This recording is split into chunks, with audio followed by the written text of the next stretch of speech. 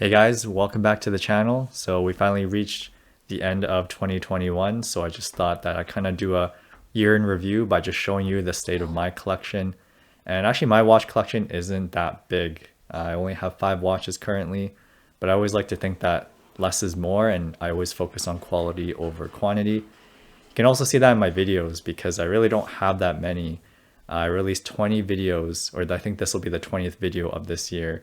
So I was trying to stick to a once every 2 week schedule, but it kind of fell off in a few months. But again, I'm really happy with how the channel's been going. We've reached over 500 subscribers this year. So yeah, hopefully we'll reach over 1,000 in 2022. And actually looking back at my past videos, not much has really changed. I'm still using the same camera, the same bedroom setting, which means that there's a lot of noise that comes from outside. But yeah, the microphone's the same, the video editing software is still the same. So yeah, the only thing that's really changed is the watches, but I think that's the most important part. And that's kind of the reason why I started the channel in the first place. So without further ado, I'm going to show you my watches, the state of my collection. We'll start with the one that stayed here the longest. So this right here, this is the Casio A158, the gold edition. So I've had this watch for about 2 years now. I got this around Black Friday in 2019, and yeah, it's pretty much stayed in my collection ever since. It cost me only about $20, so I feel like, it's not really worth reselling it or, giving it away. It's just such a nice watch to have.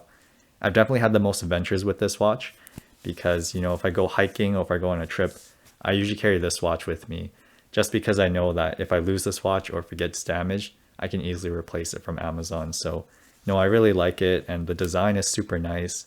I've actually gotten quite a few compliments on it because it has a nice vintage look, but I don't know, it stayed modern and it's stayed classy ever since. So yeah, I highly recommend this. This is probably one of the best watches you can get at this price point. There's really no other good watch you can get for just $30. So yeah, this is a great starter watch, and really my only complaint is the backlight. And you can see in my video that I did a review on this watch. Yeah, the backlight isn't very good. It's pretty weak, it's pretty dim. But you don't really expect much from a $30 watch or a $20 watch, depending on how good of a deal you can get. So yeah, that's the Casio A158W A9, something like that. All right, so next up on our list, we have this guy right here. This is the Citizen Chronomaster AQ4020-54Z. Now I've had this watch since May 2020, so just around the time when COVID really started to pick up here in North America. I decided to buy this watch from Japan, and yeah, no, this watch has been really good to me. It's a really unique dial, right? That bright red dial with the paper thin look to it. And yeah, it's been really nice. I don't wear this watch every day anymore. I used to make this my daily watch, but ever since I started getting other watches, this one sees action maybe once or twice a week. And really, I'm taking advantage of the fact that it's a solar quartz watch, so I don't have to keep it on my wrist every day. I do leave it out in the sun, just in my bedroom window, probably like once a month or once every 2 weeks, just to make sure that the solar cell is still fully charged. But yeah, no, I really like it. I don't have any regrets. Actually, my only regret is that if I bought this watch maybe a few months later, the currency conversion between Canadian dollars and US dollars, Canadian dollars and Japanese yen would have actually been better. I would have saved a few $100s, but that's okay. I still really like it. And yeah, no regrets. I think everyone should have at least one solar quartz watch in their collection. And yeah, I think this is a great candidate for that. All right, so now the third watch we have in my collection is the Grand Seiko, the SBGA 427. This one's pretty recent. So actually the difference between this one here, the Citizen Chronomaster, remember I got this in May 2020. I got this guy in June 2021. So I waited over a year to make my next watch purchase. And it was definitely a huge purchase. I don't want to say it out loud, but I did spend quite a bit of money to acquire this watch. I got it below retail price, which is good, but it still costs quite a bit. But yeah, this is a spring drive watch. It has a lug to lug of less than 47 millimeters. It's more of, I like to think of it as like the antithesis of the Citizen Chronomaster, because if you look at the Citizen Chronomaster, we have a solar quartz movement. We have a very vibrant red dial, so a lot more, I guess, aggressive in its appearance. There's also a little bit of gold here, and a solid case back with a gold emblem. When you look at the Grand Seiko watch, well, I have it on a leather strap, but it also comes with a bracelet. You have a much more conservative look to it. You just got a gray dial with some vertical lines. It's a spring drive movement, 72-hour power reserve, so a lot more muted, a lot more, I guess, subtle. So I like having both of these watches in my collection. And I do wear the Grand Seiko more often just because I want to keep the spring drive charged up. But yeah, no, I have no complaints about this watch. In the video review, I said this was the perfect watch for me, and I think that's still true. I don't think I'll ever want to give away this watch. So yeah, that's the Grand Seiko spring drive. It wears nicely. It's kept, I had to reset the time.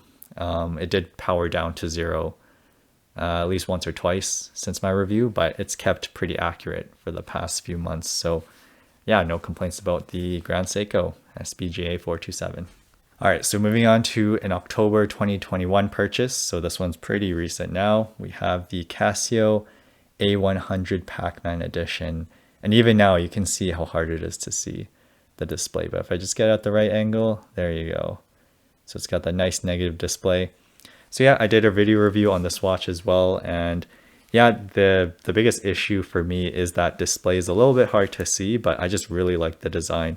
I've had a lot of people tell me like they've complimented on this watch, and surprisingly a lot of people ask me if it can play Pac-Man, which of course I have to tell them that it does not. But other than that, I think it's a really great design.